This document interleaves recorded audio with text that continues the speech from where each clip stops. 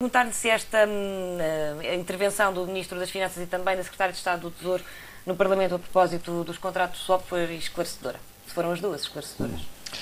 Bom, boa tarde. Não, eu acho que nesta questão dos swaps é mais uma das práticas de casino financeiro em que o PS e o PSD se especializaram e em que as consequências, é preciso dizer que os contratos de swap são os contratos em que a instituição financeira ganha sempre. Mesmo que a taxa de referência, se for usada, por exemplo, a Euribor, suba ou desça, a instituição financeira ganha sempre. E isto à custa da fixação de uma taxa de juro fixa e de prémios de seguros extremamente elevados que fazem com que, mesmo quando essa taxa de referência sobe, ainda assim essa instituição financeira ganha. E os ganhos são absolutamente brutais.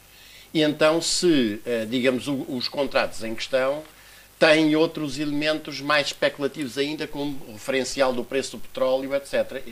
Nós, se formos ver as dívidas, estas perdas, para ser mais exato, da ordem dos 3 mil milhões de euros no seu conjunto, e só no metro de Lisboa são 1.261 milhões, nós verificamos que, em alguns casos, a perda o caso do STCP, por exemplo, é muito superior ao próprio valor dos contratos celebrados, o que dá bem a ideia. E, noutros casos, na esmagadora maioria dos outros casos, as perdas nunca são inferiores a 20% do valor total dos contratos.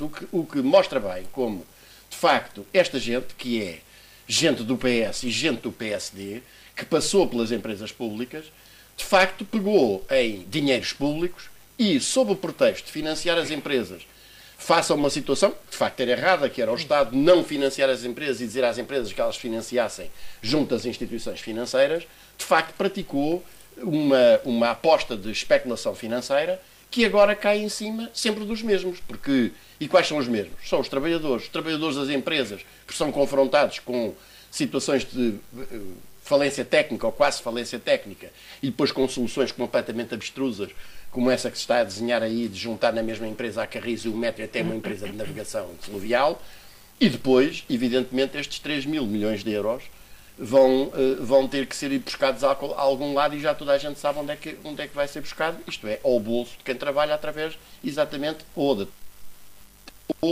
pelo lado da despesa, como acabámos de ver o Sr. Ministro das Finanças dizer hipocritamente, através do não pagamento de componentes retributivas ou do desconto nos salários e nas pensões. E, portanto, nós estamos aqui perante mais um caso, que é também um caso de polícia, e devo-lhe dizer que, na sequência de uma denúncia muito viva feita por trabalhadores do Metropolitano de Lisboa, eu decidi ir apresentar à Procuradoria-Geral da República uma queixa-crime contra os responsáveis já identificados por estes negócios, que são quer os gestores das empresas, quer, naturalmente, os responsáveis das instituições financeiras. E trouxeram-lhe dados novos, foi? Não, vamos lá ver o que sabemos. É que tem aqui, porque a verdade é que hoje ainda ficou muita coisa por esclarecer. Pergunto-lhe se então se vai a quem compete fazer. Sim, compete, porque evidentemente os indícios, que são mais do que isso até, são de uma lesão, uma gestão absolutamente danosa. Estas gestões danosas nunca são conseguidas, nunca são alcançadas sem ser à custa de prestação de vantagens correspectivas e, portanto, estão aqui indiciados crimes como os da administração danosa, o favorecimento de credores, porque é evidente que estes credores daquelas empresas ficam numa situação ultra privilegiada relativamente a todos os outros credores, designadamente os credores trabalhadores, eventualmente até o crime de corrupção. Isso compete naturalmente às autoridades judiciárias, ao Ministério Público, à Procuradoria-Geral da República averiguar. O que me compete a mim, enquanto cidadão, é fazer a denúncia e exigir que aquilo que são casos de polícia sejam, de facto, averiguados até ao fim. Porque os tribunais têm que perseguir os ladrões e os corruptos. E, seguramente, não pode ser o povo português a pagar os produtos dos roubos.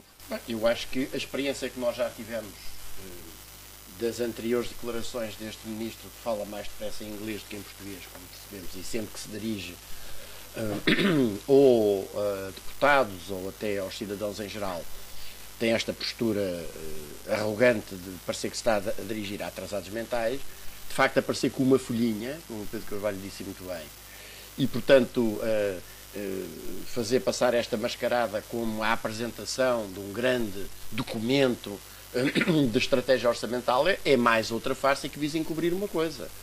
É que, como é óbvio, esta gente não tem outra alternativa que não seja aumentar os impostos e cair em cima de quem trabalha e em cima daquilo que são as necessidades fundamentais dos cidadãos. Portanto, não pode restar a menor dúvida de que medidas que assentam sobretudo no corte da despesa só podem significar uma coisa, que é rapar mais uns subsídios de férias e de Natal, rapar mais umas componentes retributivas, designadamente de horas extraordinárias ou trabalho prestado em dias de folga, etc., e cortar nas despesas da saúde, da educação e do apoio social. O que, em particular no que diz respeito às chamadas despesas de proteção social, quando nós temos neste momento um número a aproximar-se de 3 milhões de pessoas abaixo do limiar mínimo de pobreza e outras a caminho dessa situação com os subsídios de desemprego, designadamente com os subsídios de desemprego a acabar,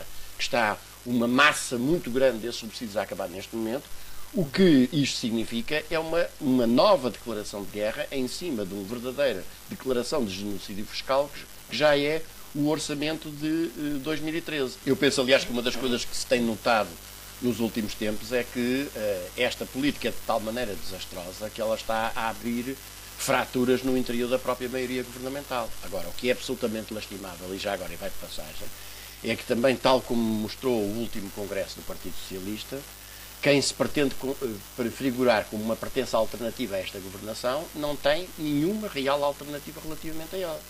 E, portanto, apesar de ter havido umas vozes muito minoritárias que perguntaram lá no Congresso, mais ou menos a medo, e, enfim, no meio de 400 intervenções laudatórias, mas o que é que os senhores vão fazer se chegarem lá? Vão arrepiar caminho destas medidas que foram tomadas, vão aliviar os impostos sobre quem trabalha, vão aumentar os subsídios de doença e de desemprego? Não, de todo.